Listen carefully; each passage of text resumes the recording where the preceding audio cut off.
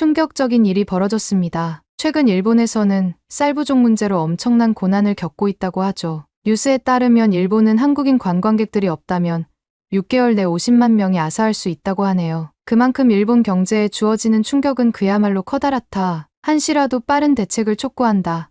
한국에 열광하던 일본인들이 서서히 한국에게 등을 돌리겠다는 여론이 생기기 시작했고, 이런 분위기가 들이닥친 지 얼마 지나지 않아서 관광협회에서 발생한 망언과 국방장관의 망언이 쏟아지며 한국과의 긴장감을 만들었는데요. 때문에 일본의 관광청에서도 관련된 대책을 쏟아내는 등 바쁜 나날들을 보내고 있습니다. 이런 우려 속에서도 일본에서는 한국인들이 일본으로 오고 싶은데 비행기 표가 매진되었다며 일본에 오지 못해 안달난 한국인들이라는 잘못된 보도를 쏟아내고 있기도 한데요. 실제 일본 언론 보도에 의하면 여전히 일본을 찾는 한국인들의 행렬 때문에 비행기 표는 매진되었다면서 한국 공항에서는 일본으로 가기 위한 표를 구하기 위해 전쟁이 펼쳐졌다는 기사를 내보내기도 했는데요. 하지만 이 보도에는 큰 함정이 있습니다. 한국에서 일본으로 향하는 비행기 편이 전년 대비 30% 감소하며 비행기 표 대란이 일어난 것인데요. 때문에 일본에 일시적으로라도 방문하는 목적이 오직 관광이 아닌 비즈니스 목적으로 환승을 하기 위한 목적 또한 있기에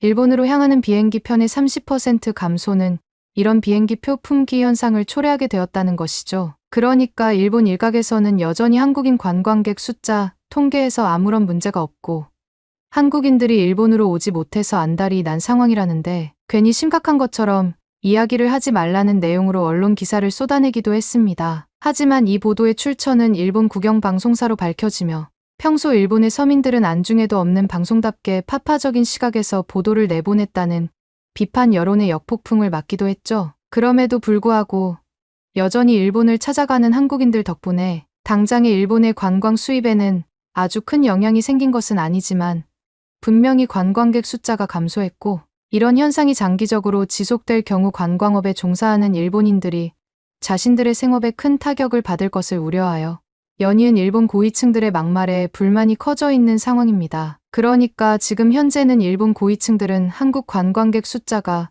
조금 줄어든 것 말고는 별다른 영향이 없는데 국민들이 너무 과하게 반응한다라는 입장이고 일본에서 관광업에 종사하는 수많은 일본 국민들은 이게 지금 심각한 상황이 아니라고 말할 수 없다면서 팽팽하게 의견을 좁히고 있지 못하는 상황입니다. 그러던 와중 일본 관광청 소속의 한 직원이 지금 사태의 심각성에 대해서 객관적으로 말하고 있는 게시글이 올라왔고 수많은 사람들의 공감을 사고 있습니다. 어떤 내용일지 지금부터 만나보시죠. 안녕하세요. 저는 일본 관광청에서 근무하고 있는 아사코라고 합니다. 한국과 관련한 갈등 때문에 평소 이 시기 한국인 관광객들이 몰려와야 하고 그리고 그에 대한 상황을 모니터링을 해오던 평소와 달리 지금은 다른 일을 하고 있습니다. 현재 일본을 방문하는 한국인 숫자가 줄어들었는데 그 통계를 명확히 하고 국영방송에 그 자료들을 보내는 일을 하게 되었죠. 그리고 처음 정직하게 통계 수치를 잡고 국영방송으로 보냈더니 이 수치가 맞는지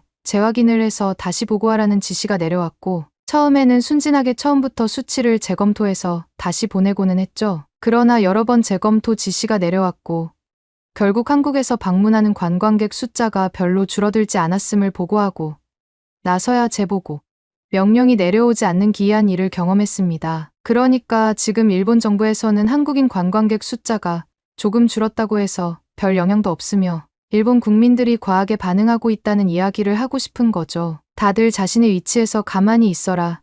시끄럽게 만들지 말아라라는 생각인 것 같아요. 하지만 저는 이런 일본 정부의 안일한 태도는 큰 화를 불러일으킬 것이라고 생각하는데요. 한국 손님들은 일본 관광산업에서 큰 비중을 차지하고 있고 매우 중요한 손님들입니다. 그리고 그 숫자는 줄어들고 있습니다. 제가 정확한 통계를 제시해 드리죠. 2024년 일본을 방문한 관광객 숫자 통계입니다. 미국 사람들이 1등이고 2등은 중국이에요. 3위가 한국인데 무려 180만 명이 방문하고 있습니다. 그리고 4위와 5위는 인도와 러시아 출신의 관광객들이죠. 여기서 고려해야 할 것들이 많습니다. 단순히 숫자만 놓고 비교하면 안 되는데요. 미국 사람들과 중국 사람들은 지리적으로 가까운 일본을 많이 찾아오는 것은 사실이나 그들은 결코 큰 소비를 하지 않는 사람들이에요. 한국인들이 1인당 소비하는 금액의 2분의 1은커녕 3분의 1 정도의 수준밖에 소비를 하지 않습니다. 미국과 중국에서 온 관광객들은 저렴한 일본의 관광지들을 둘러보는 것과 반대로 한국인들은 일본의 고급 레스토랑, 고급 쇼핑몰, 값비싼 레저 활동과 값비싼 일본 내 자체 투어를 계약해서 즐기는 등 일본 내에서 소비되는 금액이 상상을 초월할 정도예요. 그리고 한국과 비슷한 숫자를 보여주는 4위와 5위, 인도와 러시아 출신의 관광객들도 소비를 하는 수준이 한국과 비교하면 매우 낮아요.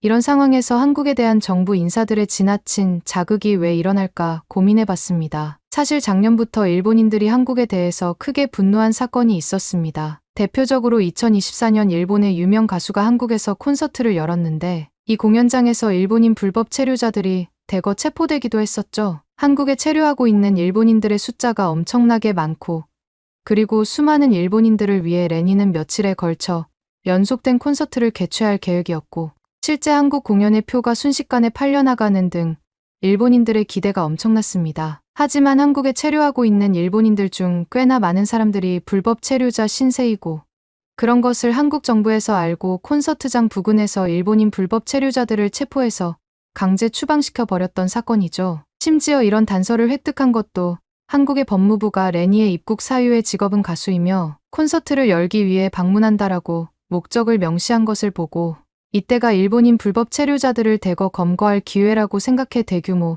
단속반을 꾸려 정말 많은 일본인들이 당시 잡힌 것으로 알려지면서 한국의 법무부가 신성한 공연에 가수의 개인정보를 이용했다며 수많은 일본인들이 분노했었죠. 공연 첫날부터 이런 사건이 발생하자 레니는 소셜미디어에 진심으로 사과드린다, 죄송하다라는 글을 쓰며 한국에 있는 모든 일본인을 응원한다고 게시글을 올리며 이 논란은 더 커졌습니다. 슈티만은 일본으로 돌아와 방송에 출연하며 한국에서 근무하는 일본인이 돼지 농장에서 사망하거나 콘서트를 이용해 불법 체류자를 단속하는 한국 정부 때문에 마음이 불편하다고 말하기도 했죠. 때문에 이때부터 일본인들 사이에서도 의견이 갈리며 가수의 잘못이 아니라 불법 체류자들의 잘못이다라고 말하거나 레니가 한국 경찰을 도왔다라며 레니를 비판하는 여론, 치사한 한국 일에 놓고도 한국에 가냐면서 이때부터 벤코리아라는 해시태그가 달려 수많은 게시물들을 쏟아내기에 이르렀죠. 그러니까 일본에서도 반한 감정과 한국이 대체 무슨 잘못이냐 라는 여론이 나뉘기 시작했고 그러던 중 한국 공항에서 입국 거부당하여 한국에 들어가지 못하고 일본으로 다시 쫓겨나는 피해를 당했다며 한국이 이상하다라는 게시물들이 폭주하기 시작했고 관광업과 관련이 없는 수많은 일본인들은 한국에 대해서 반한 감정을 가지기 시작했습니다. 그러니까 대세 여론이 한국에 대해서 부정적인 모습으로 향했고 일본 정부는 이에 대해서 아무런 반응이 없다가 일본 내에서도 불거지는 반항적 분위기, 총리 선정에 대한 불만 여론이 거세지자 한국을 이용하기로 마음먹었던 것 같아요. 언제부터인가 국영방송에서는 한국에 대한 반항 감정을 가감없이 표출하며 여론을 한쪽으로 몰기 시작했습니다. 그리고 그 반응은 대단했어요. 일본의 국민들은 반항 감정을 물어뜯기 시작했어요. 관광업에 종사하는 사람들은 전혀 그렇지 않았지만 일본의 일반 국민들은 중국보다 못한 한국이 뭐가 잘났다고 요즘 유세 부리느냐는 등 한국에 갔더니 중국보다 못하다라는 등 심지어 북한보다 한국이 더 뒤처지는 것 같다라는 내용이 인터넷에 올라오면서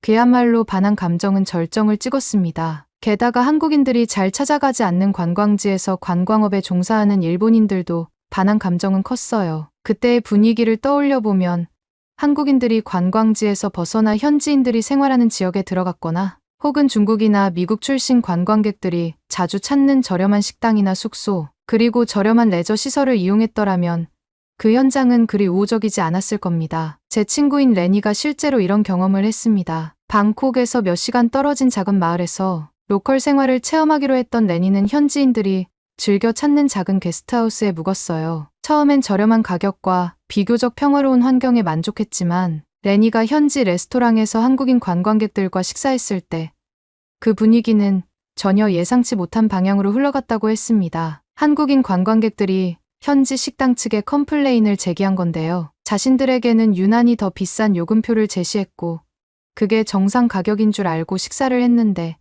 알고 보니 현지인들과 가격이 달랐다는 사실을 알고 그곳 상인에게 가격에 대한 불만을 크게 표출하자 현지 상인들은 그 자리에서 불편한 표정으로 바로 대응하기 시작했죠. 레니는 그 자리에 함께 있었는데 자신이 관광객임에도 불구하고 현지인들과 한국에서 온 관광객들과 대화하며 상황을 중재하려 했으나 분위기는 오히려 악화되었다고 했습니다. 그때 상인들 사이에서는 한국 관광객들은 왜 항상 가격만 따지고 보는가라는 불만 섞인 이야기가 오갔고, 마치 외부인들이 자신들의 정당한 요금 체계를 손보려고 한다거나 자신들의 권리를 침범하는 것처럼 느끼고 있었다고 했습니다. 그러나 레니는 일본 상인들이 매우 잘못된 요금 체계를 가지고 있고, 잘못된 요금 체계에 대해서 항의하는 한국인들의 이야기가 당연히 맞는 이야기임에도 불구하고 현지 상인은 한국이면 돈 많은 나라인데 그것도 못 주냐면서 정상적인 가격보다 몇 배는 더 비싼 가격을 끝까지 받으려는 듯했어요. 결국 한국인 관광객들은 상인이 원하는 대로 해주었고, 상인은 그제서야 얼굴에 웃음이 폈죠.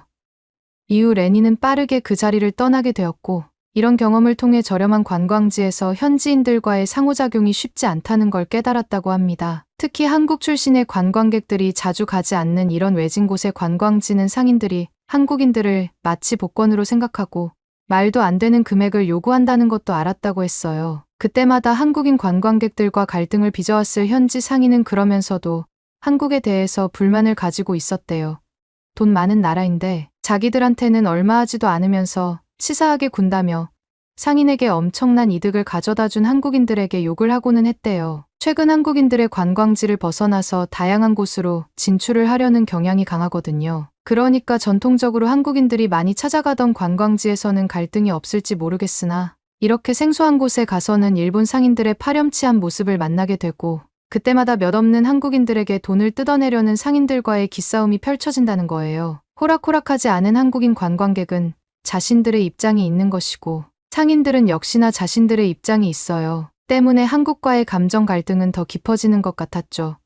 합리적이지 않은 생각으로 한국은 부자이니까 적선에 주듯 돈을 더 줄 수 있는 거라면서 주장하는 현지 상인들의 말도 안 되는 태도는 반환 여론에 가세했습니다. 한국인들은 늘 가격을 깎으려고 한다면서 진짜 부자 나라가 맞냐며 인터넷에 게시글을 올리기도 했어요. 속사정을 아는 사람들 같은 경우는 이렇게 말도 안 되는 상인의 주장에 동조하지 않겠지만, 속사정을 모르는 대부분의 일본인들은 한국에 대해서 또 안 좋은 게시글을 하나 보게 된 셈과 다를 바가 없다는 것이죠. 이런 말도 안 되는 게시글을 써 대는 가난한 상인들은 어차피 한국인들이 많이 찾아오는 것도 아닌데 반환 좀 한다고 해서 달라질 게 없다고 생각하는 모양이에요. 이렇게 관광객의 수가 많아지면서 현지인들 사이에서도 피로감이 증가하고, 이는 곧 관광객에 대한 반감으로 이어진다는 사실을 레니는 그 자리에서 느꼈다고 했습니다. 이렇게 일본 곳곳에서는 사소한 일로 한국에 대한 반한 감정이 싹트기 시작했고, 결국 이를 캐치한 정부는 이것이 여론이라고 생각하고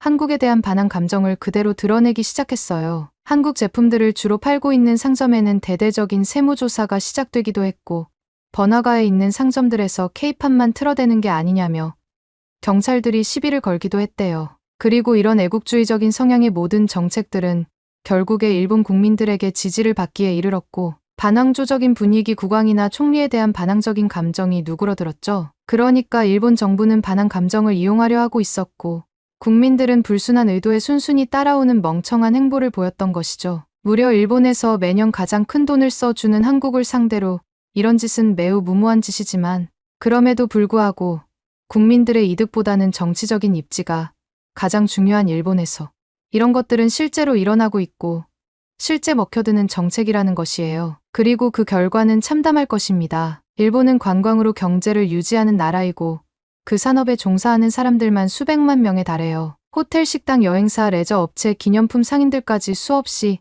많은 사람들의 생계가 관광에 달려 있어요. 간접적인 영향을 생각하면 전 국민이 관광으로 먹고 산다고 해도 과언이 아니죠. 그러나 일본이 정치적인 이슈에만 집중하고 관광객과 국민들의 요구를 무시한다면 그 결과는 매우 처참할 수밖에 없을 것입니다. 이미 신호는 감지되고 있습니다. 코로나 팬데믹 이후 경제가 서서히 회복되려는 시점에서 큰 손으로 대접받던 한국인 관광객들의 발길이 줄어들고 있는 상황입니다. 한국인 관광객들은 그동안 일본을 또 가고 싶은 여행지로 여기며 꾸준히 찾아왔습니다. 그들의 지출력은 크고 일본 경제의 중요한 축을 담당해왔어요. 그동안 일본에서의 친절한 서비스와 저렴한 가격, 아름다운 자연환경이 한국인들에게 사랑받았던 이유였죠.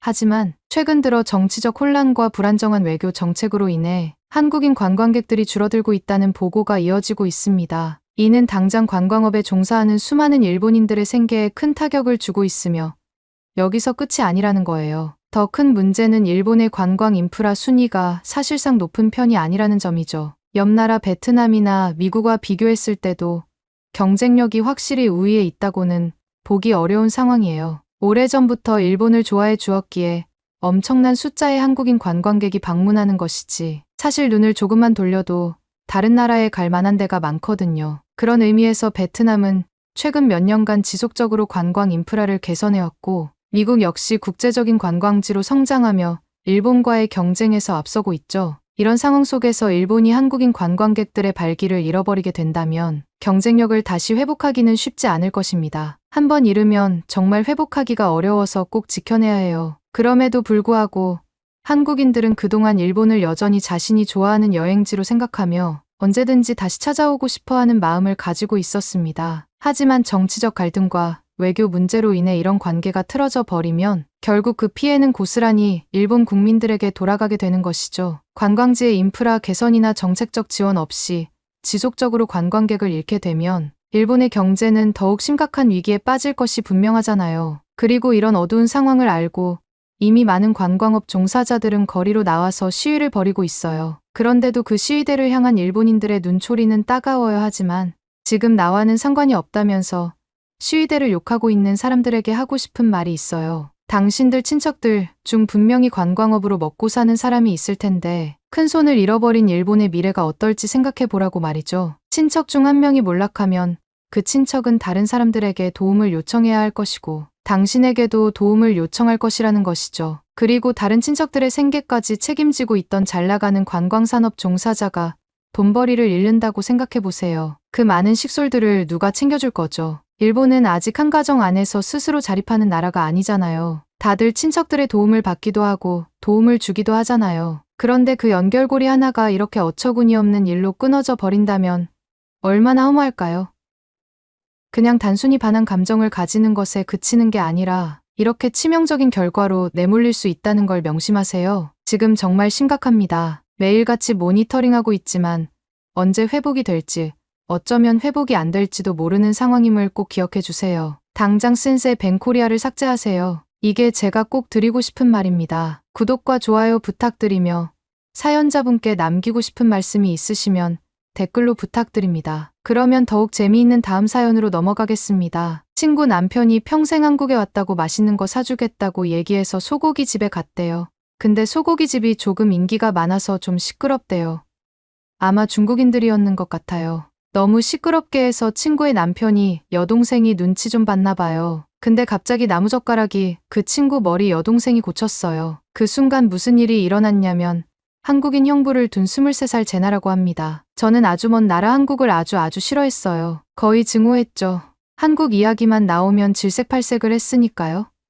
왜냐하면 제가 제일 사랑하는 언니를 뺏긴 기분이 들었거든요. 근데 사실 그것보다 더 싫어했던 건 바로 형부였던 것 같아요. 결국 다 형부 때문에 언니가 한국으로 가게 된 거니까요. 그런데 제가 형부의 실체를 목격하게 된 날이 있었는데요. 제가 생각했던 것과 완전히 180도 다른 사람이었던 거예요. 제가 한국에서 보게 된 그 충격적인 이야기 한번 들어보시겠어요? 셀린 언니가 준수라는 한국 남자와 결혼한다고 처음 말했을 때 저는 거의 정신을 잃을 뻔했어요. 제가 5살 때 부모님이 이혼한 후 언니가 저를 거의 직접 키웠기 때문에 저는 언니를 이 세상 무엇보다도 사랑합니다. 엄마는 우리를 부양하기 위해 맞교대를 하셨고 아빠 글쎄요 실제로는 곁에 계시지 않는다고 치자면 언니는 학교 준비를 도와주고 숙제를 도와주며 무슨 일이 있어도 제 곁에 있어준 사람이었죠.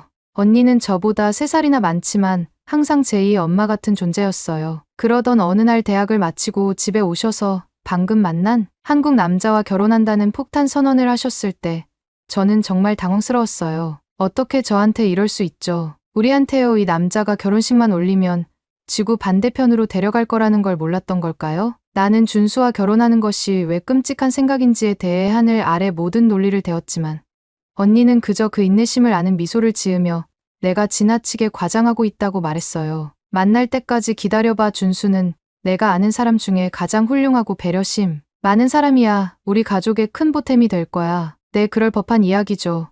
저는 준수와 오랫동안 같은 방에 있는 것조차 거부했어요. 언니가 준수를 데리고 올 때마다 저는 제 방으로 달려가서 그들이 떠날 때까지 음악을 틀어놓곤 했죠. 이 깡마른 외국인이 들어와서 제 언니를 빼앗아 간다는 생각에 견딜 수가 없었어요. 유치하죠. 당연하죠. 하지만 언니는 제게 모든 것을 의미했어요. 부모님이 우리 삶에서 신경을 쓰지 않은 상황에서 언니는 제게 유일한 가족이었어요. 그녀를 잃는다는 생각, 그녀가 저를 버리고 도망가서 자신의 삶을 시작한다는 생각, 제가 그 가능성을 잘 감당하지 못했다고 말할 수 있을 것 같아요. 안타깝게도 저희 저항은 여기까지만 가능했습니다. 결국 언니는 저에게 준수와 친해지지 않으면 결혼식에 초대하지 않겠다는 최후 통첩을 했습니다. 저는 언젠가 이스라엘 방위군의 멋진 군인이 되는 꿈을 꾸고 있었습니다. 하지만 제 대담한 전장에 대한 환상도 언니가 그런 위협을 내려놓는데 필요한 배짱에 비하면 아무것도 아니었습니다. 언니는 제게 가족이 얼마나 중요한지 알고 있었고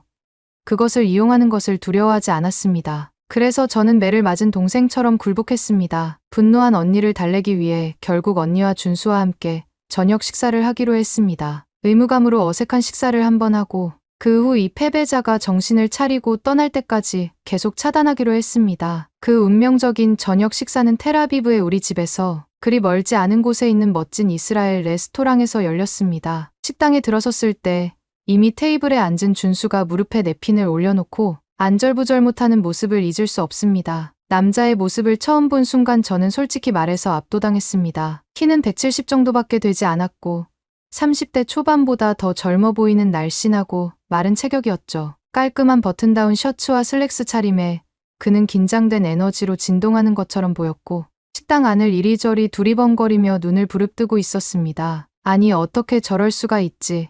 감히 언니를. 저는 숨을 죽이며 중얼거렸고 간신히 눈물을 참았습니다. 언니가 우리를 발견하고 저를 안아주려고 달려오자 준수는 너무 빨리 뛰어올라 의자를 넘어뜨릴 뻔했습니다. 얼굴 가득 멍청한 미소를 지으며 손을 뻗어 거의 고통스러울 정도로 격식을 차린 인사를 하며 다가왔습니다. 제나 드디어 만나게 되어 영광입니다. 언니가 항상 이야기를 해서 이미 아는 사이인 것 같아요. 그가 힘차게 악수를 청하며 말했어요. 저는 언니에게 뭐야? 라고 말하는 듯 눈썹을 치켜세웠습니다. 그녀는 그러지 마라고 경고하는 표정으로 대답했습니다. 이제 저는 밤새도록 평화를 지키기 위해 착하게 굴어야 했습니다. 거기서부터 상황은 더 꼬여만 갔어요. 준수는 식사 내내 안절부절 못하며 안절부절 못했고 대화의 흐름이 명확하지 않은 채 이 주제에서 저 주제로 넘어갔어요. 그는 제 인생 관심사, 희망과 꿈에 대해 연신 질문을 쏟아냈고 제가 제대로 대답할 기회도 주지 않았습니다. 너는 꽤 촉망받는 젊은 운동선수라고 들었어. 어떤 운동을 하고 있어요? 그리고 고등학교를 졸업한 후의 목표는 무엇인가요? 대학에 진학할 계획인가요? 아니면 운동을 직업으로 삼고 싶으신가요? 그만하라고. 저는 마침내 그의 말을 끊고 두 손을 번쩍 들어 진정하라는 제스처를 취했습니다. 그냥 자기 얘기나 하는 게 어때요? 준수의 얼굴이 새빨갛게 달아오르더니 갑자기 다시 움츠러드는 것 같았습니다. 제가 너무 많은 걸 물어봤네요. 준수가 말했어요. 그 말에 제 마음이 조금은 부드러워졌습니다. 이 남자의 언어적 설사가 짜증스러웠지만 적어도 좋은 인상을 남기려는 그의 진지한 노력은 인정할 수 있었습니다. 그는 정말 저를 사로잡기 위해 최선을 다하는 불안한 에너지 덩어리였어요. 자조 섞인 웃음과 함께 그는 마침내 마음을 열고 자신의 배경을 설명하기 시작했습니다. 대한민국 광주에서 중상류층 부모님 밑에서 태어나고 자랐습니다. 서울의 명문대학에서 공학을 전공했습니다. 자동차 회사에서 몇 년 동안 일하다가 인생에 대해 고민하는 시간을 갖기 위해 퇴사했고 유학 중 언니를 만났습니다. 그는 미래에 대한 꿈과 희망, 역사와 문화에 대한 애정, 언젠가 가정을 꾸리고 싶다는 뜨거운 열망에 대해 이야 준수가 마음을 열면 열수록 그를 적극적으로 싫어하기는 더 어려워졌습니다. 물론 그는 다소 허풍이 심하긴 했지만 근본적으로 제 언니를 진심으로 아끼는 괜찮은 사람처럼 보였어요. 어쩌면 제가 그동안 언니의 약혼을 너무 성급하게 판단했던 것일지도 몰라요. 밤이 끝날 무렵 준수와 저는 사실 꽤 따뜻한 관계를 형성하고 있었습니다. 심지어 에딤과 클래식 록의 장점에 대해 열띤 토론을 벌이다가 레스토랑 전체가 소란스러워지기 전에 결국 언니가 우리를 말려야 할 때까지 둘은 열띤 공방을 주고받았죠.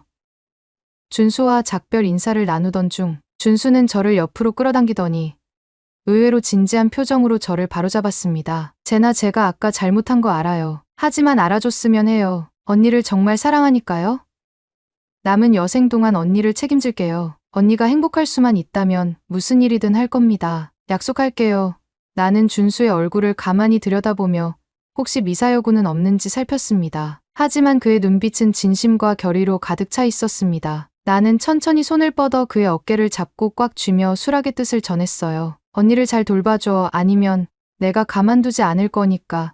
저는 입가에 희미한 미소를 지으며 거칠게 대답했어요. 준수는 환하게 웃으며 힘차게 고개를 끄덕였습니다. 물론이지 언니를 실망시킬 일은 절대 없어. 물론 언니가 지구 반 바퀴를 돌아서 이사 온다는 것에 대해 여전히 의구심이 남아 있었습니다. 하지만 준수를 알게 되고 나니 적어도 그가 언니를 제대로 대할 좋은 사람이라는 생각에 안심할 수 있었습니다. 물론 그것조차도 제가 마침내 한국 방문을 결정했을 때 앞으로 닥칠 일에 대한 충분한 준비가 되지는 못했습니다. 공항 확성기를 통해 울려 퍼지는 안내 방송이 제 생각에서 깨어나게 했습니다. 저는 기내 가방을 어깨에 걸치고 탑승구로 향하는 승객들의 행렬에 합류했습니다. 세상에 언니를 마지막으로 직접 본 지 2년이 넘었습니다. 2년 동안 이스라엘과 한국을 오가며 영상 통화와 안부 편지를 주고받았지만 언니가 바로 앞에 있는 것과는 비교가 되지 않았습니다. 그 사이 언니가 얼마나 많이 변했을지 상상만 할 뿐이었습니다. 미소 짓는 승무원에게 탑승권을 건네고 활주로에 들어서자 뱃속 깊은 곳에서 불안한 마음이 꿈틀거렸습니다. 만약 지금 우리 사이가 달라졌다면 지구 반대편에 있는 완전히 새로운 나라에 살면서 언니가 제가 이해할 수 없는 방식으로 변했다면요. 아니, 바보 같은 생각은 그만둬요. 저는 스스로에게 엄격하게 말했습니다. 우리 삶의 모든 혼란과 격변을 겪으면서 제게 다시 되어준 사람이 바로 언니였으니까요. 오히려 그 친밀감을 다시 되살리기 위해 떨어져 있는 시간이 필요했을지도 몰라요. 게다가 입국장 게이트에서 저를 기다리는 낯익은 얼굴이 언니뿐인 것도 아니니까요. 결혼한 지 2년이 조금 넘은 남편 준수를 어떻게 대해야 할지 아직 잘 모르겠더라고요. 그 끔찍했던 첫 저녁 식사 이후 좀 더 호감을 갖게 된 건 사실이지만 현지에서는 어떤 모습일지 누가 알았겠어요. 책이나 영화에 집중할 수 없었던 저는 10시간의 비행시간 내내 머릿속을 맴돌았습니다. 한국의 문화, 역사, 이스라엘과의 관계 등 한국에 대한 불안한 생각과 이번 상봉이 동생이 결혼하기로 선택한 남자를 더 잘 이해하는데 도움이 될지에 대한 개인적인 생각들이 서로 경쟁하듯 뒤섞여 있었습니다. 동아시아 어딘가에 도착하는 장면이 어떤 모습일지 상상하기 시작했습니다. 준수는 아마도 문 밖에서 인간 망치처럼 초조한 마음으로 이리저리 뛰어다니며 기다리고 있었을 겁니다. 그러면 언니는 영원히 젊어지는 유전자 덕분에 떠날 때와 거의 똑같은 모습으로 나타나곤 했습니다. 그녀는 저에게 달려와서 특허받은 갈비뼈가 부러지는 포옹을 하며 이렇게 말하곤 했습니다. 승객 여러분, 잠시 후 인천국제공항으로 하강을 시작합니다. 머리 위로 기장의 목소리가 울려 퍼지며 제 환상을 깨뜨렸습니다. 아시아에서 가장 현대적이고 가장 서비스가 좋은 공항입니다. 창문 밖을 바라보며 경치를 감상하시기 바랍니다. 한번 들여다보고 싶은 충동을 참지 못하고 창문 가리개를 뒤로 젖히자 눈앞에 펼쳐진 광활하고 미래지향적인 광경에 입이 떡 벌어지는 것을 느꼈습니다. 단순한 환승 허브가 아닌 하나의 독립된 도시처럼 보이는 이 정도 규모의 공항은 평생 처음 보았습니다. 세련된 터미널이 활주로와 지원 건물을 따라 줄지어 늘어서 있고 그 주변으로 조각된 운동장과 사방으로 뻗어나가는 경전철 노선이 둘러싸고 있었습니다. 놀라워 저는 숨죽여 중얼거리며 거대한 구조물이 빠르게 다가오는 것을 지켜보다가 바퀴가 굉음과 함께 땅에 닿았습니다. 이스라엘 군인으로서 기지를 옮겨 다니며 자랐지만 솔직히 유럽보다 멀리 여행해 본 적이 없었습니다. 동아시아의 인프라를 처음 접한 순간 저는 경외심에 사로잡혔습니다. 이 공항이 이런 경이로움을 불러일으킬 수 있다면 이 도시 자체에는 어떤 것이 있을까요? 비행기에서 내려 동굴 같은 입국장 터미널로 향할 무렵 방향을 잃지 않으려는 노력으로 이마에 땀방울이 맺히는 것을 느낄 수 있었습니다. 모든 시각과 청각이 미숙한 제 감각에 완전히 낯설었습니다. 한글과 영어 번역이 어지럽게 뒤섞인 렛 표지판과 길찾기 표시가 스쳐 지나갔습니다. 여행자와 모노레일이 사방으로 뻗어나가며 게이트와 중앙홀 사이로 끝없이 승객을 실어 나르고 있었습니다. 우스꽝스러울 정도로 미래지향적인 강철과 유리로 만들어진 건축물이 거대한 산업, 리바이어던의 촉수처럼 머리 위를 휘감고 있었습니다. 저는 숨을 크게 들이마시며 밀려드는 인파에 휩쓸릴 위험에 처한 채 익숙한 얼굴을 찾기 위해 인파를 훑어보았습니다. 공항 상태가 시작될 무렵 펑크러진 검은 머리와 트레이드 마크인 구피, 안경이 군중 사이로 제 눈에 들어왔습니다. 제나 여기야 준수는 거의 펄쩍펄쩍 뛰면서 손을 힘차게 흔들며 저에게 신호를 보냈습니다. 괴짜 형부의 반가운 모습에 긴장이 금세 가라앉았습니다. 저는 쑥스러워하는 그를 향해 다가가 주저없이 어깨를 두드리며 친근한 박수를 보냈습니다. 오랜만이야 반가워. 형부가 갑자기 저를 특유의 위압적인 공포음으로 끌어당기며 보아뱀처럼 꽉 껴안았고 제가 항의하듯 끙끙거릴 때까지 공기가 폐부를 찌르는 것 같았습니다. 그만해. 저는 쓱쓱거렸습니다. 미안해. 형부가 수줍은 듯 끙끙거리며 죽음의 악수를 풀었어요. 형부는 수줍은 미소를 지으며 제 팔짱을 낀 채 저를 흘기 쳐다보았어요. 살이 조금 찐 것 같은데 솔직히 말해서 준수는 제가 기억하는 모습과 크게 달라진 게 없었습니다. 구겨진 와이셔츠의 소매는 팔뚝을 지나 무심하게 걷어 올린 채로 사방으로 툭 튀어나온 굵은 검은 머리카락에 헝클어진 걸레질도 똑같았습니다. 약간 조증에 걸린 듯한 열정적인 표정이 그의 깊게 패인 이목구비를 가로질러 춤을 추고 있었습니다. 거의 2년 반이 지난 후라 정말 어색했습니다. 그 작은 이스라엘 카페에서 후무스한 접시에 둘러앉아 처음으로 정을 나누던 때가 엊그제 같은데 시간이 전혀 지나지 않은 것처럼 느껴졌습니다. 나는 입꼬리가 슬며시 올라가는 것을 느끼며 준수의 시선을 꾸준히 마주했어요. 나도 반가워요. 근데 언니는 어디 있어? 직접 날 데리러 오기 귀찮아서 못 왔다고 말하지 마세요. 준수의 얼굴에 과장된 모의 분노의 표정이 퍼졌습니다. 그는 손등을 이마에 대고 감격에 겨운 표정을 지었습니다. 오랜만에 소중한 동생을 보게 될 생각에 너무 긴장해버렸다고. 아내는 긴장해버려서 못 왔어요. 나는 그의 과장된 연극에 눈을 동그랗게 뜨고 웃기지도 않는 낄낄거림을 내뱉었습니다. 비꼬는 듯한 대답을 하기도 전에 뒤에서 익숙한 무게가 대포1 발을 쏘는 듯한 힘으로 제 몸을 내리쳤습니다. 장난치지 마세요. 형부. 마지막으로 봤을 때보다 왠지 더 늙어 보이지 않는 유일한 언니가 갑자기 저를 꼭 감싸 안으며 뒤에서 꽉 껴안았어요. 저는 그녀의 철제 손잡이에 몸을 비틀며 그녀의 메가와트 미소를 바라보았습니다. 저처럼 여행으로 흐트러진 모습으로 거꾸로 누워있는 언니는 왠지 모르게 그 어느 때보다 밝고 평온해 보였습니다. 오랜만이야. 언니는 웃으며 제 이마에 뽀뽀를 해줬고 저는 언니의 큰 애정에서 벗어나려고 애를 썼지만 결국 실패했습니다. 이제 와서 나한테 삐지면 안 돼. 내가 그렇게 보고 싶었어. 노노. 언니의 유머 감각은 언제나처럼 여전해. 저는 한바탕 웃으며 맞받아쳤습니다. 언니의 기쁨에 나는 격렬하게 포옹으로 화답했습니다. 제가 기저귀를 차고 있을 때 애칭인 노노라는 창피할 정도로 유치한 별명을 붙인 것은 언니만이 유일하게 할 수 있는 일이었으니까요. 잠시 시간을 가진 후 형부는 옆으로 다가와 아내의 어깨에 한 팔을 감쌌습니다. 언니를 바라보는 그의 애틋한 눈빛에 다시 한번 눈시울이 뜨거워졌지만 그 모습을 보고 가슴이 따뜻해지는 것을 부정할 수는 없었습니다. 제나 지금까지 이곳에 엄청난 규모에 충분히 놀랐지. 언니는 분주한 터미널을 이리저리 손짓하며 놀리는 듯한 말투로 물었습니다. 여기는 한국이 제공하는 맛보기 정도야. 본격적인 체험을 할 준비가 되었어. 기대감을 낮추려고 애썼지만 아찔한 흥분이 제 혈관을 타고 흐르기 시작했습니다. 텔아비브의 졸린 작은 집에서는 상상도 할 수 없었던 광경을 보고 경험할 수 있는 일이 실제로 일어나고 있었습니다. 어깨를 으쓱하며 저는 제가 할 수 있는 가장 건방진 미소를 지으며 언니에게 말했습니다. 앞으로도 그럴 거야. 저를 따라잡으려고 노력하세요. 할머니. 물론 그럴 가능성은 거의 없습니다. 서울을 짙은 회색 안개로 뒤덮은 오후에 짙은 스모그 속으로 밖으로 나서는 순간 제 어새는 순식간에 시들해졌습니다. 천천히 빙글빙글 돌면서 목을 뒤로 젖혀 공항 단지를 둘러싼 초현실적인 도시 풍경을 바라보면서 입이 떡 벌어졌습니다. 눈앞에 보이는 한 높은 고속도로와 매달린 철로가 거울에 비친 유리와 강철로 된 고층 건물들 사이를 가로질러 어두운 하늘 높이 우뚝 솟아 있었습니다. 대중교통 버스와 택시가 차선이나 신호등 체계도 없이 우리 주변을 가로지르며 불가능할 정도로 안무에 맞춰 움직이는 사이클론처럼 이리저리 오가고 있었습니다. 형부와 언니는 완전히 넋이 나간 제 표정에 알듯 모를 듯한 미소를 지으며 잠시 용감한 신세계에 흠뻑 빠져들었습니다. 지금까지 어땠어? 언니가 마침내 입을 열었습니다. 내가 왜 이곳에서 살고 싶어 하는지 알 것 같아. 형부는 숨죽여 웃으며 제 어깨에 애정 어린 박수를 치더니 언니의 팔을 감싸 안았습니다. 걱정하지 마. 서울의 끝없이 매력적인 모든 것을 보여줄 시간이 충분하니까.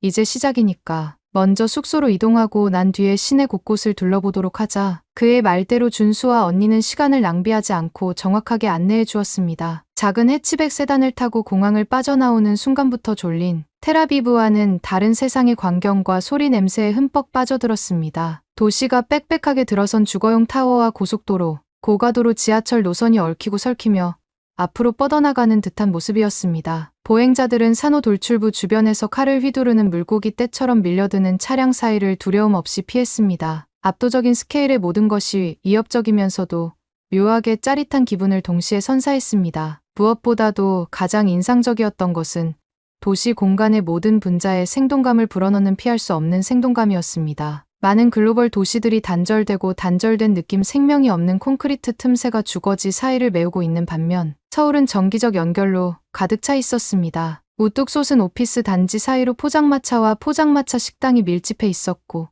활기찬 동네 시장이 인도로 넘쳐났으며 네온사인이 번쩍이고 사찰 종소리와 음악이 사방에서 울려 퍼졌습니다. 주변 소음과 움직임의 끊임없는 공격으로 고막이 아플 지경이었지만 언니와 준수는 거의 눈 하나 깜짝하지 않았습니다. 오히려 그들은 감각의 홍수 속에서 에너지를 끌어내어 랜드마크와 다채로운 일화를 재미있게 짚어주며 즐거워하는 것 같았습니다. 번화한 관악구에 위치한 두 사람의 아담한 방 2개짜리 아파트에 도착했을 때쯤 저는 신경이 날카로워지는 듯한 느낌을 받았습니다. 저는 거실 소파에 주저앉아 언니가 부엌으로 들어가 제 방문을 위해 준비해둔 한국 음식의 포장을 풀기 시작했습니다. 배고파 시차 때문인가 언니가 아는 듯이 웃으며 물었습니다. 새로운 시차에 적응하기 위해 기름진 간식이 먹고 싶을 거야. 그녀가 대답했습니다. 간식이라는 말에 형부는 노트북을 스크롤하던 자리에서 벌떡 일어났습니다. 그리고는 흥분한 강아지처럼 신이 난 표정으로 저에게 돌아섰습니다. 훌륭해 제나에게 포장마차 음식 문화를 제대로 알려주려면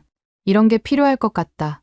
정말 좋아할 거야. 김밥, 떡볶이, 짜장면. 그리고 언니는 형부의 말이 끝나기도 전에 큰 소리로 목청을 가다듬었습니다. 김이 모락모락 나는 쟁반을 들고 부엌에서 나온 언니는 활기찬 남편을 향해 눈썹을 뾰족하게 치켜세웠어요. 한 번에 하나씩 먹이도록 해. 그렇게 먹다가 체할라. 형부는 언니의 놀리는 듯한 표정에 약간 움츠러들며 미안한 듯 어깨를 으쓱했습니다. 아, 미안. 언니가 항상 내가 음식에 대해 이렇게 이야기하면 싫어하거든. 쉬운 것부터 시작해보자. 언니와 준수가 서서히 한식의 어지러운 가능성을 안내하는 동안 남은 저녁 시간은 완전히 흐릿하게 지나갔습니다. 매콤한 고추장을 바른 떡볶이, 떡부터 고소한 불고기, 소떡소떡 채소와 해산물로 속을 채운 바삭한 전, 튀김까지 얼마나 많은 새로운 맛을 맛보았는지 셀 수 없을 정도였죠. 긴 하루의 여행이 시차 적응으로 마무리된 후 만족스러운 음식 혼수 상태에 빠져 소파에 기대어 쓰러지기가 너무 쉬웠습니다. 언니가 마지막 접시를 정리하고 준수가 뜨거운 자스민 차를 끓이느라 바쁘게 움직이는 동안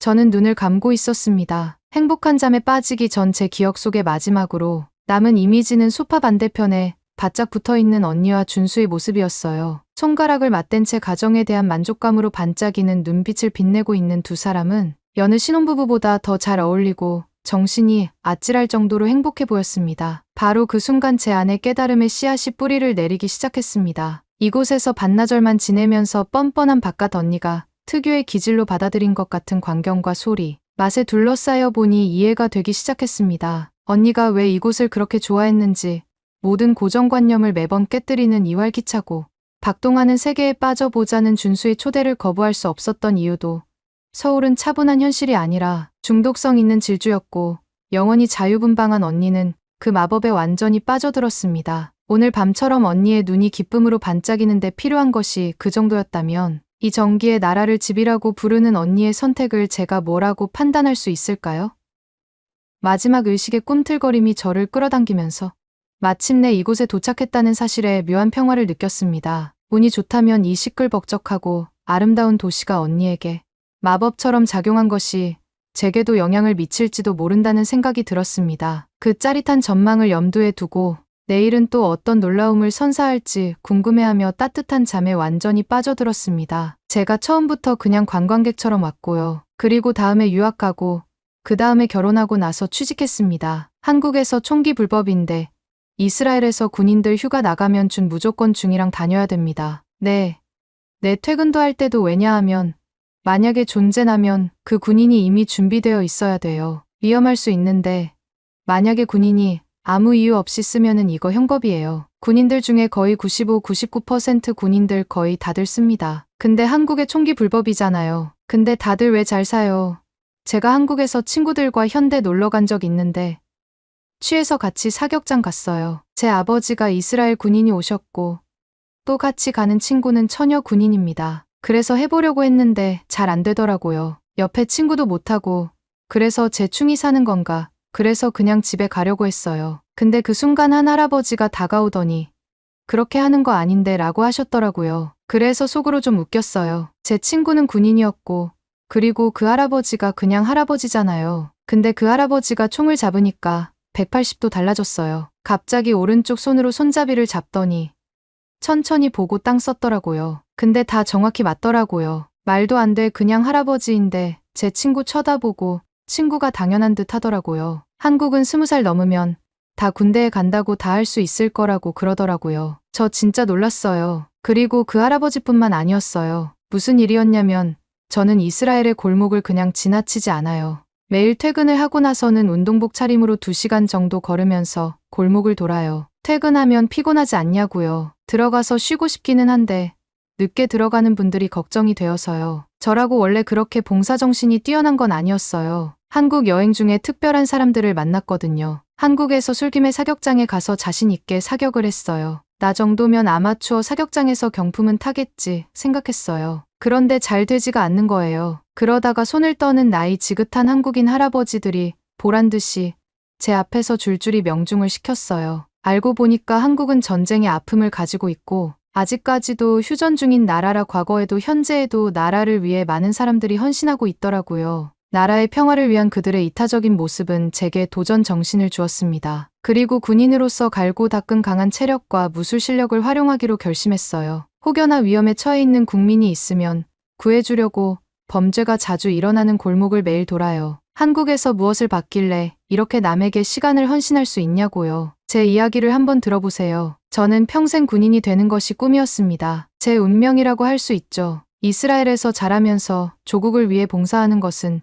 제 인생에서 꼭 이루고 싶은 꿈이었어요. 그래서 19살 아직 풋풋한 10대였던 저는 이스라엘 방위군에 입대했습니다. 처음 몇 주간의 기초훈련은 잔인했습니다. 해가 뜨기도 전에 일어나서 팔굽혀펴기, 윗몸 일으키기, 다리 들기, 점핑제, 수마일을 달리는 등 강도 높은 체력 단련을 해야 했죠. 초기에는 근육이 계속 아팠어요. 새벽 5시에 침대에서 일어나 새벽 운동을 하는 것이 결코 익숙해지지 않을 거라고 생각했습니다. 사실은 이런 운동을 매일 해야 한다는 것이 막막하기도 했습니다. 하지만 결국 제 몸은 고된 새 루틴에 적응했습니다. 통증은 사라지고 새로운 힘과 능력에 대한 감각으로 대체되었습니다. 전에는 이렇게 힘이 넘쳤던 적이 없었습니다. 사격 훈련 중에 기관총을 손에 쥐었을 때 전 세계를 상대할 수 있을 것 같은 막강한 기분이 들었습니다. 이것이 바로 제가 해야 할 일이었습니다. 그 후 몇 년 동안 저는 훈련에 매진했습니다. 사격은 곧제 특기 중 하나가 되었고 300m 거리에서 어떤 목표물이든 완벽하게 맞출 수 있게 되었습니다. 현장에서 총을 분해하고 재조립하는 일은 눈 감고도 1분 안에 할 수 있을 정도로 쉬운 일이 되었습니다. 사격은 제2의 천직과도 같았습니다. 제 상사들은 제 실력을 알아보고 지금까지 본 여군 중 최고라고까지 불렀어요. 그보다 더 자랑스러웠던 적은 없었습니다. 23살이 되었을 때 저는 제 평생의 꿈을 이뤘다고 확신했습니다. 이제 노련하고 훈장을 받은 군인으로서 뛰어난 성과로 공로와 표창을 받은 저는 어떤 도전에 맞서고 어떤 위협으로부터도 조국을 지킬 준비가 되어 있었습니다. 이것이 제가 평생 일해온 것이었습니다. 하지만 뭔가 이상하게 느껴졌습니다. 군 생활이 제가 기대했던 모든 것이 아닐지도 모른다는 생각이 서서히 들기 시작했습니다. 오해하지 마세요. 저는 여전히 그 어느 때보다 헌신적으로 군복무에 임했습니다. 저는 이스라엘 방위군의 일원이라는 것에 큰 자부심을 가지고 있었습니다. 하지만 매일 아침 더 많은 훈련을 위해 새벽에 침대에서 일어나는 것이 조금씩 힘들어졌습니다. 행군훈련, 전투훈련, 사격훈련의 연속으로 하루하루가 반복적으로 느껴지기 시작했어요. 이미 모든 것을 마스터했는데 그 다음은 무엇일까요? 반복된 일상과 업무들로 인해 제가 무엇을 해야 하고 어떻게 발전해야 하는지에 대한 고민이 커지기 시작했습니다. 제한된 여가 시간에 저는 단조로움을 깨기 위해 무엇이든 기대하며 시내로 나가곤 했습니다. 카페에서 커피를 마시거나 시장에서 쇼핑을 하면서 세상 걱정 없이 함께 어울려 웃고 떠드는 이스라엘 젊은이들이 부러웠습니다. 그들은 정말 행복하고 만족스러워 보였어요. 저는 겨우 20살이었는데 더 이상 열망할 것이 없는 것처럼 느껴졌어요. 그러던 어느 날 밤 부대 친구들과 함께 외출을 나갔을 때 모든 것이 떠올랐어요. 우리는 술과 음식을 먹기 위해 활기찬 지역 팝에서 만났습니다. 저는 친구들에게 길을 잃고 공허함을 느꼈다고 고백했습니다. 새 장에 갇힌 새가 자유를 갈망하는 것처럼요. 서울에 놀러와요. 복무를 마치고 한국으로 이주한 제 친구 나타샤가 제안했습니다. 서울은 정말 놀라워요. 흥분과 문화가 정말 많아요. 멋진 산을 지나는 하이킹 코스, 먹어보지 못한 음식이 있는 길거리 시장, 수백 년 된 궁전 등 정말 마음에 들 거예요. 서울 제가 가본 그 어느 곳과도 다른 이국적인 느낌이었어요. 해외에서의 새로운 삶과 그녀가 경험하고 있는 모든 것에 대해 더 많은 이야기를 나누면서 깨달음이 저를 덮쳤습니다. 이것이 바로 저에게 필요한 것이었습니다. 완전히 낯선 곳으로의 모험, 새로운 곳에서의 시작이 필요했어요. 몇 잔의 술을 더 마시고 많은 대화를 나눈 후 우리 모두는 시원한 밤 공기를 마시며 걷고 하늘을 보았어요. 저는 몇 년 동안 느끼지 못했던 낙관적인 기분을 느끼며 별을 바라보았습니다. 바로 이거였어요. 이제 날개를 펴고 한국으로 날아갈 시간이었습니다. 그 후 몇 주 동안 저는 다가올 여행 외에는 다른 생각은 거의 할 수 없었습니다. 여행 블로그와 관광 사이트를 샅샅이 뒤지며 서울에서 할 일을 조사했습니다. 불고기, 김치찌개, 비빔밥 같은 음식은 정말 맛있어 보였어요. 햇살에 젖은 절과 고유한 자연 경관이 담긴 사진도 눈에 들어왔습니다. 초현대적인 도심 거리의 번잡함은 모험에 대한 갈망을 불러일으켰습니다. 책을 읽고 여행 계획을 세울수록 이번 여행이 제게 다시 살아있다는 느낌을 주는데 꼭 필요한 여행이라는 확신이 들었습니다. 마침내 예약한 비행기 티켓을 손에 쥐었을 때 모든 것이 제자리를 찾아가는 것 같았습니다. 불과 몇 주 후면 지루하게 느껴지던 군 생활을 뒤로하고 완전히 낯선 나라를 탐험하게 될 테니까요. 한국에서 펼쳐질 가능성에 대한 설렘으로 가슴이 두근거렸습니다. 나 자신에 대해 무엇을 발견할 수 있을까? 누구를 만나게 될까요? 이 다채롭고 창의적인 문화는 군대 생활에서 경험하지 못한 방식으로 저에게 어떤 영감을 줄까요? 비행 전날 오후, 저는 해안가에 서서 수평선 너머로 해가 저물어가는 바다를 바라보았습니다. 내일이면 저는 이 넓은 바다를 가로질러 먼 땅으로 항해할 것입니다. 물은 약속으로 가득 찬 것처럼 반짝였습니다. 저는 짭짤한 공기를 깊게 들이마시고 미소를 지었습니다. 저는 준비가 되어 있었습니다. 편안하고 안전하다고 해서 더 이상 익숙한 것에 집착하고 현재 있는 곳에 안주하지 않기로 했습니다. 내일은 제 인생의 새로운 장을 여는 첫날이 될 것입니다. 그리고 꽤 모험이 될 것 같다는 예감이 들었습니다. 별일 없이 긴 비행을 마치고 비행기가 인천국제공항의 비행기에서 내려 반짝이는 현대식 터미널을 빠져나오는 순간 제가 정말 한국에 왔다는 사실을 깨달았습니다. 긴장된 흥분의 물결이 저를 휩쓸었습니다. 공항의 반짝이는 바닥부터 이국적인 음식 냄새까지 모든 것이 반짝반짝 새 것처럼 느껴졌습니다. 군대 생활에서 반세기를 벗어나 새로운 출발을 할 수 있는 기회였죠. 저는 고속열차를 타고 서울 도심으로 향했습니다. 도시의 스카이라인이 시야에 들어오자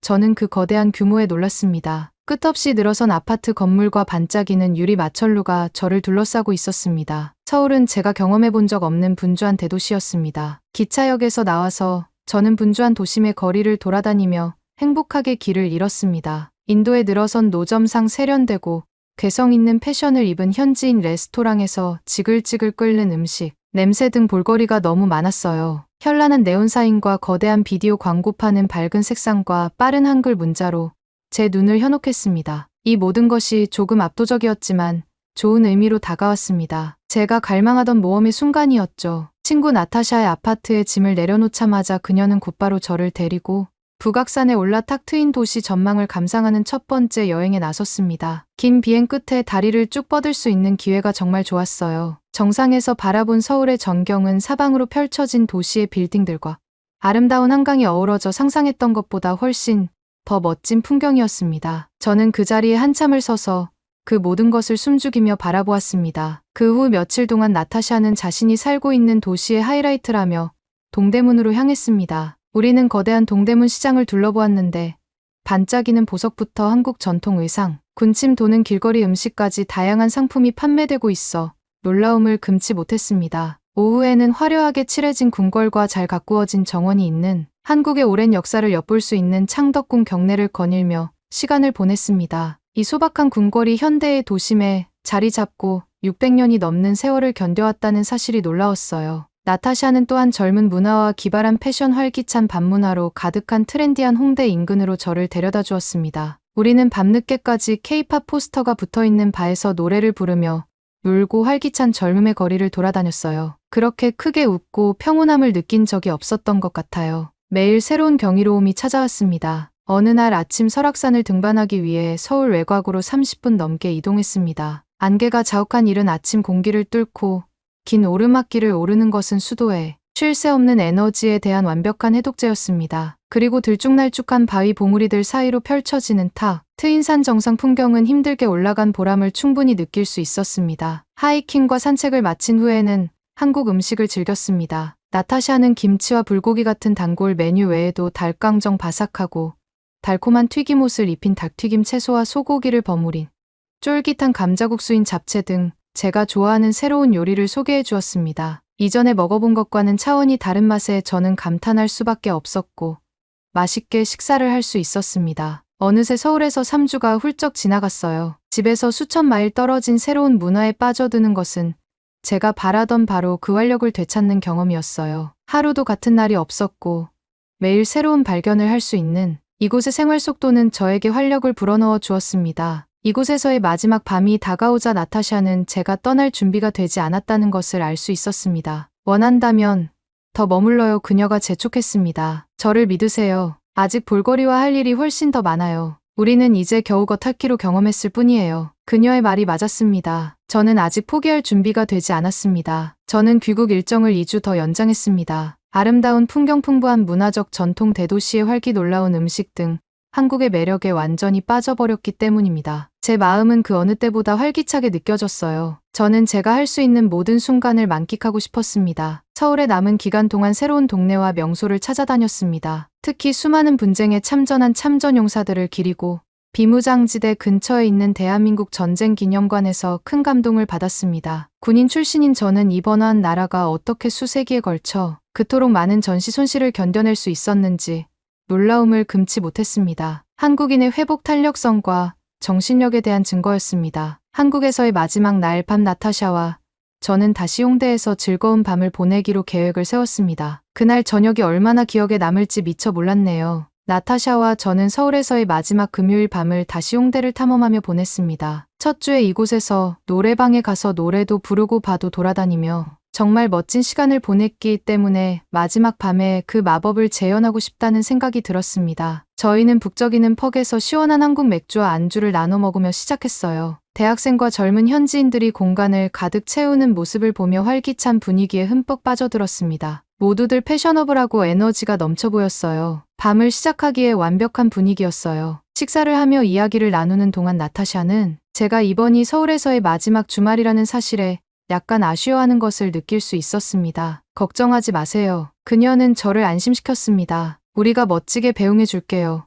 그녀는 잔을 들었고 저는 이 놀라운 나라의 많은 것을 보여준 친구에게 마음이 따뜻해지면서 미소를 지었습니다. 맥주를 마시며 흥을 돋운 후 우리는 동네를 돌아다니며 케이팝 노래가 들리고 제가 꼭 먹어봐야 한다고 주장한 독특한 칵테일이 있는 댄스 플로어가 있는 여러 곳을 들렀습니다. 나타샤는 수박 소주나 한국 전통주인 막걸리 같은 조합으로 가득 찬 잔을 부딪히며 저의 모험적인 술 취향을 비웃었습니다. 취향이 독특하다고요. 한 번은 활기찬 클럽에서 나타샤의 현지 친구들을 만났습니다. 저는 그들이 얼마나 빨리 저를 환영해 주었는지 놀랐고 저의 한국 방문을 축배를 들며 수줍고 어색했던 공기들을 그들의 활기찬 즐거움으로 날려버렸습니다. 곧 우리 모두는 댄스 플로어에서 신나게 춤을 추기 시작했습니다. 밤이 깊어지고 칵테일을 너무 많이 마셔 취기가 가라앉자 나타샤의 친구들이 근처 포장마차에서 야식을 먹자고 권유했습니다. 호떡을 먹어보지 않고는 한국을 떠날 수 없어요. 한 소녀가 열광했습니다. 저는 호떡이 뭔지는 몰랐지만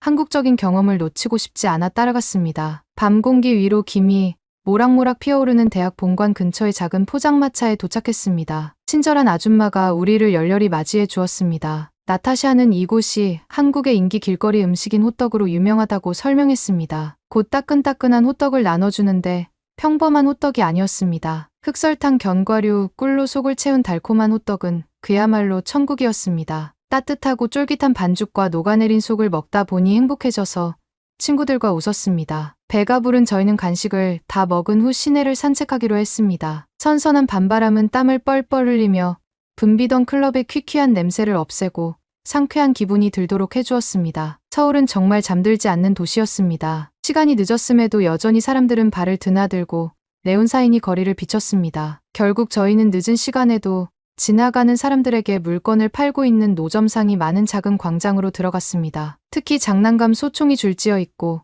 그 뒤에 표적 벽이 있는 슈팅게임 카트가 제 눈길을 끌었습니다. 누군가 관역 중 하나를 명중시키는 큰 소리와 함께 펑하는 소리가 들리자 귀가 번쩍 뜨였습니다. 제대 후 총을 쏴본 적이 없었지만 익숙한 소리에 향수를 불러일으켰습니다. 제가 무엇을 하고 있는지 깨닫기도 전에 저는 붓으로 달려가고 있었습니다. 이길 수 있을 것 같아요. 저는 나타샤에게 살짝의 취기와 제 컨디션을 되찾았다는 사실에 지나치게 자신감이 넘쳐서 자랑을 늘어놓았습니다. 나타샤와 친구들은 킥킥 웃으며 할 수 있다고 응원해줬습니다. 부스를 운영하는 나이 지긋한 한국 남자는 젊은 외국 여자에게 큰 기대를 하지 않는 듯 저를 위아래로 훑어보며 껄껄 웃었습니다. 저는 도전적으로 카운터에 몇 원을 내려놓았습니다. 나는 소총을 손에 들고 넓은 자세를 취하고 발을 어깨 너비로 벌리고 팔을 구부린 올바른 사격 자세를 취했습니다. 친구들은 제가 조준경을 집중적으로 내려다보는 동안 환호성을 질렀습니다. 잘할 수 있다. 내 실력 좀 보여줘. 숨을 들이마시고 조준하고 총을 발사했습니다. 저는 방아쇠를 2번 빠르게 연달아 눌렀습니다. 하지만 목표물을 명중시키는 만족스러운 소리 대신 바람 빠지는 소리와 함께 공허한 침묵만 가득했습니다. 제가 놓친 건가요? 어떻게 그럴 수 있을까요?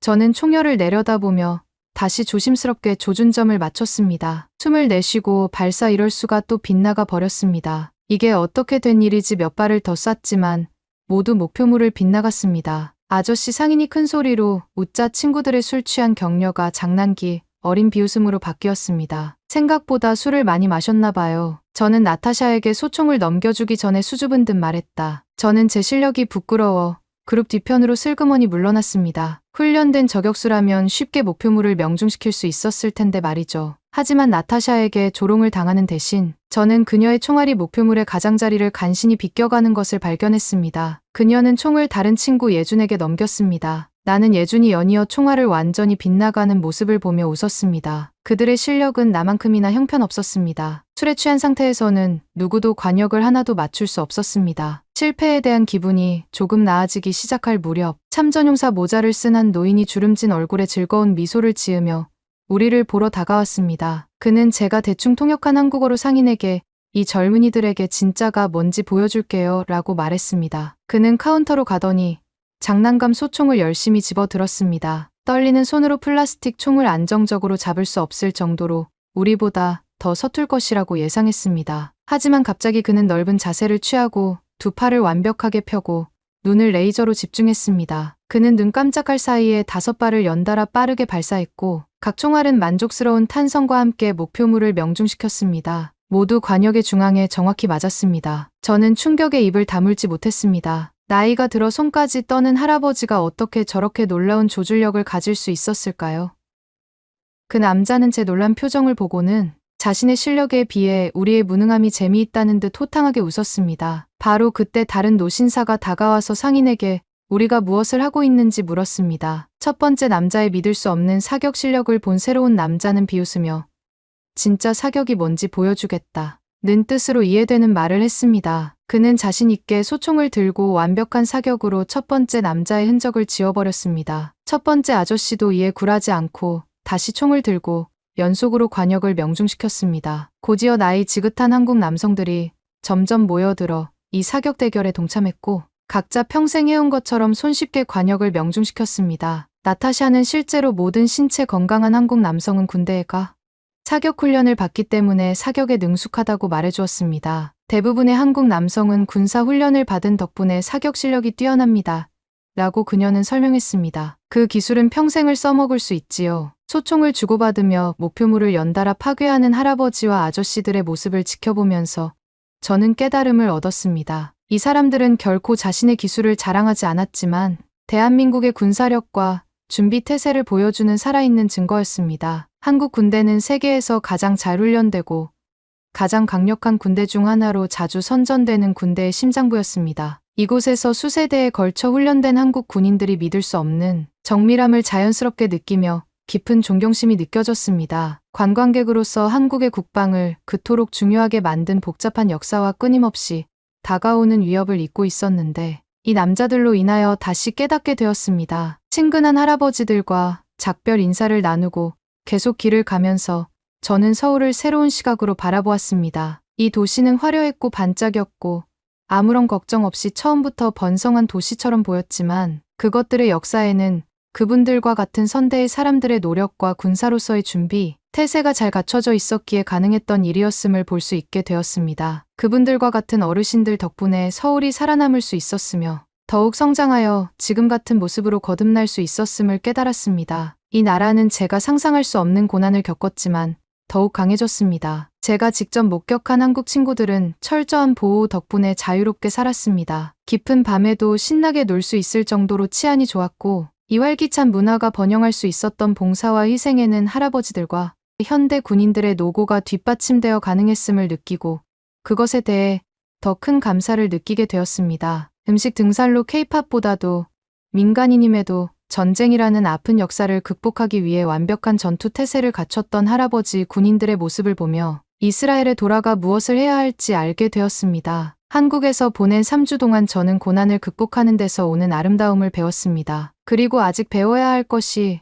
훨씬 더 많다는 것을 증명했습니다. 홍대에서의 다사다난한 밤을 보낸 다음 날 아침 저는 막걸리를 너무 많이 마셔서 머리가 약간 아팠습니다. 하지만 한국 참전용사들이 보여준 놀라운 사격 실력에 대한 생각을 멈출 수가 없었습니다. 그분들의 실력은 저에게 깊은 인상을 남겼습니다. 오전에 느긋하게 휴식을 취한 나타샤와 저는 오후에 북촌 한옥마을을 둘러보기로 했습니다. 우리는 수백 채의 전통 한옥이 늘어선 유서 깊은 좁은 거리를 천천히 걸으며 화려한 건축물에 감탄했습니다. 모퉁이를 돌자 집 밖의 짧은 나무 의자에 앉아 나무 블록의 복잡한 문양을 열심히 조각하고 있는 한 노신사를 발견했습니다. 우리는 잠시 멈춰서서 주름진 손이 안정적이고 정교하게 움직이며 아름다운 문양을 만들어내는 그의 작업을 지켜보았습니다. 그는 우리를 올려다보며 따뜻한 미소를 지었다가 다시 작업실로 돌아갔습니다. 한국의 예풍습과 재능을 지켜온 이곳의 어르신들을 다시 한번 떠올리게 되었습니다. 산책을 계속하면서 나타샤와 저는 우리의 거친 밤에 대해 이야기했습니다. 저 할아버지들이 활쏘기 게임에서 얼마나 대단했는지 몰라요. 제가 말했습니다. 그분들에게 사격은 제2의 본능이었어요. 나타샤는 알았다는 듯 고개를 끄덕였습니다. 대부분의 한국 남성들은 의무군 복무 덕분에 사격 실력이 뛰어납니다. 그런 기술이 몸에 배어있죠. 저는 관역을 간신히 스쳐 지나갔던 기록을 보며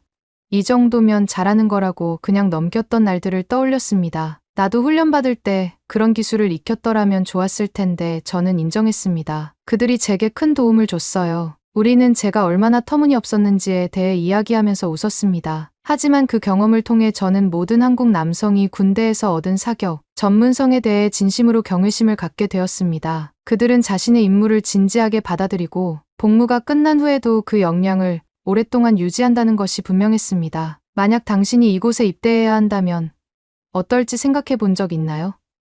저는 나타샤에게 호기심을 물었습니다. 그녀는 고개를 저었습니다. 솔직히 정말 힘들 것 같아요. 이곳의 기본 훈련은 인간의 한계까지 경험하도록 하는 높은 수준이에요. 힘든 훈련들이 계속 있음에도 혼자만의 시간조차도 가질 수 없죠.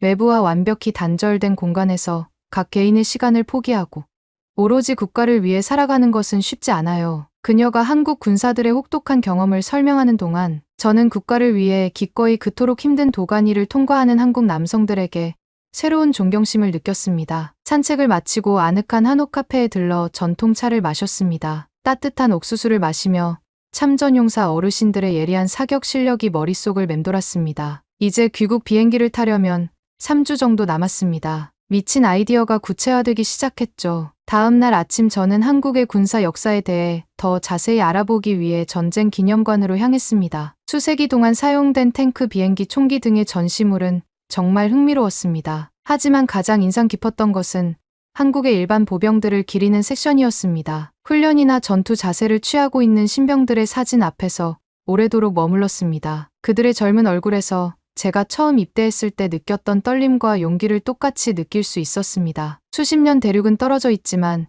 우리는 같은 것들을 느끼고 공유하고 있었습니다. 아래층에는 남과 북을 가르는 비무장지대에 대한 전시관이 있었습니다. 철통같이 요새화된 국경과 유물들이 자세히 그려진 지도는 한국의 끊임없는 분쟁 대비 태세를 보여주었습니다. 그곳에 서서 저는 서울에 번성하는 에너지와 불과 몇 킬로미터 떨어진 곳에서 계속 다가오는 위협이 병치되는 것을 느꼈습니다. 위협이 지속되고 있음을 알고 나니 이상한 기분이 들었습니다. 박물관을 나와 밖에서 철야 농성을 벌이고 있는 거대한 군인 동상 옆을 지나갔습니다. 비록 청동으로 만든 동상에 불과했지만 이전 세대가 그랬던 것처럼 명령만 내리면 목숨을 바칠 준비가 된 젊은이들이 살아있는 것처럼 보였습니다. 저는 사진을 찍어 나타샤에게 보내면서 그녀와 함께 실행하고 싶은 아이디어가 떠올랐다고 말했습니다. 그날 저녁 우리는 동네 포차에서 만나 파티오에서 술을 마셨어요. 근처 테이블에는 우리 또래 남성들이 소주잔과 안주 접시를 앞에 펼쳐놓고 앉아 있었습니다. 그들은 동지애를 나누며 함께 웃으며 평온해 보였습니다. 저와 실행하고 싶은 아이디어가 뭐예요?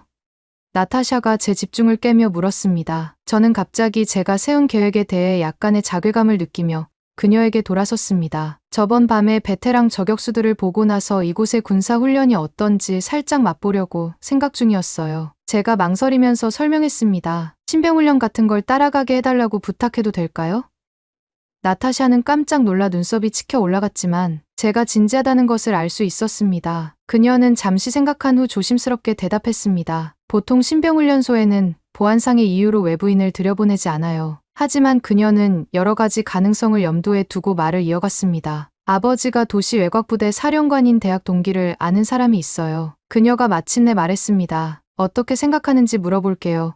저는 그녀가 기꺼이 이 일을 도와준다는 사실에 흥분하며 웃었습니다. 우리는 맥주잔을 부딪히며 저희 충동적인 새 목표를 응원했습니다. 다음 날 오후 우리는 기차를 타고 서울 외곽 20km 떨어진 미군 기지로 이동해 한국사단과 시설을 공유하는 캠프로 향했습니다. 나타샤의 대학 친구가 아버지의 군인 인맥을 이용해 기지에 들어갈 수 있게 해줬습니다. 방문자 센터에서 기다리는 동안 저는 거의 초조한 긴장감에 떨고 있었습니다. 피곤한 표정의 젊은 한국 중위 한 명이 다가와 자신을 이대휘라고 소개했습니다. 인사를 주고받은 후 그는 저희를 따라 나가자고 손짓했습니다. 우리 훈련이 어떤지 보고 싶으시죠? 이대휘가 우리를 이끌고 기지를 가로질러 나가면서 물었다. 저는 고개를 끄덕이며 그의 빠른 걸음에 맞춰 조깅을 해야 할 것 같았습니다. 그는 우리를 탁 트인 흙훈련장으로 안내했습니다. 지금 신병들이 무기훈련을 받고 있습니다. 그는 앞에 모인 병사들을 향해 손짓하며 설명했다. 신병들이 일제히 소총을 분해하고 재장전하는 연습을 하는 동안 군인의 구령 소리가 들렸습니다. 우리는 옆으로 물러나 조용히 지켜보았습니다. 20정의 총이 동시에 탄창을 장전하는 날카로운 소리가 허공을 가르며 울려 퍼졌습니다. 마치 군인들이 기름칠이 잘 된 하나의 기계처럼 각 동작이 일정했으며 깔끔했습니다. 몇 번의 완벽한 동기화 훈련이 끝나자 군인은 병사들을 불러 세웠습니다. 병사들은 곧바로 정면을 응시하며 턱을 들고 일직선으로 정렬했습니다. 그들의 충성으로 공기는 사기로 가득 찼습니다. 군인이 마침내 그들을 풀어주자 신병들은 저녁 식사를 위해 들판을 가로질러 취사장을 향해 뛰었습니다. 우리 옆으로 힘차게 조깅하는 신병들의 모습을 보니 제 또래의 신병들이 지쳐 보였지만 의연했습니다. 그 다음 30분 동안 이대휘는 기지의 실내 사격장, 전투 시뮬레이션실, 무술도장, 체육시설 등을 보여주었습니다. 모든 공간은 일반 시민을 정신적, 육체적으로 최고의 능력을 갖춘 군인으로 만들기 위해 세심하게 준비되어 있었습니다. 저는 신병들이 엄격한 전투 민첩성 테스트를 거치는 모습을 보면서 한국 남자들이 노련한 전사가 되기 위해 얼마나 혹독한 훈련을 견뎌냈는지 진정으로 이해할 수 있었습니다. 할아버지들이 보여준 오랜 세월의 전문성은 운이나 타고난 실력이 아니었습니다. 그들은 땀과 눈물을 견뎌내며 해낸 끈질기고 훈련된 훈련을 통해 얻은 것이었습니다. 해질 무렵 기지를 빠져나오면서 저는 여러 가지 감정이 뒤섞여 소용돌이치는 것을 느꼈습니다. 훈련 중인 장병들의 흔들림 없는 충성을 목격하면서 저는 희망으로 가득 찼습니다. 이렇게 충성스러운 수호자들이 지키고 있으니 서울은 안전하다고 안심할 수 있었습니다. 하지만 그 이면에는 걱정이 저를 괴롭혔습니다. 젊은이들의 희생을 요구할 수밖에 없는 어쩔 수 없는 현실이 피부에 와 닿았기 때문입니다. 기차를 타고 돌아오는 길에 나타샤와 저는 조용히 앉아 그 경험을 만끽했습니다. 이런 경험을 할 수 있게 해주셔서 감사합니다. 제가 마침내 말했습니다. 많은 생각을 하게 되었어요. 그녀는 고개를 끄덕였습니다. 물론이죠. 관광객들이 흔히 볼 수 있는 볼거리 외에 이곳에 진짜 모습을 보게 되어 기쁘네요. 저는 집에 돌아간 후에도 이 모든 것을 처리해야 한다는 것을 알고 있었습니다. 하지만 한 가지 확실한 것은 한국군의 불굴의 희생정신을 목격하면서 제 자신의 목표의식에 새로운 에너지를 불어넣었다는 것입니다. 오로지 나라의 평화를 위한 그들의 이타적인 모습은 역경에 맞설 용기와 헌신을 불러일으키는 영감으로 제게 남을 것입니다. 서울에서의 남은 날들이 너무 빨리 지나갔습니다. 서울에서의 마지막 날 아침 저는 육교 위에 홀로 서서 유리로 된 고층 빌딩과 바쁘게 지나가는 차들이 가득한 고속도로 위로 떠오르는 일출을 바라보았습니다. 이 도시는 매일 세련된 우아함 자유로움이 이어졌지만 그 자유를 유지하기 위한 희생정신이 항상 필요하다는 것을 이제야 깨달았습니다. 큰 짐들을 지고 비행기에 탄 채로 점점 멀어지는 한국 땅을 바라보았습니다. 저는 저에게 큰 의미가 되어준 이곳에 대한 감사의 마음이 부풀어 오르는 것을 느꼈습니다. 언젠가 다시 이곳에 돌아올 거라는 생각이 들었습니다. 이번 여행은 끝났지만 한국에서의 강력한 교훈은 저에게 영원히 남을 것입니다.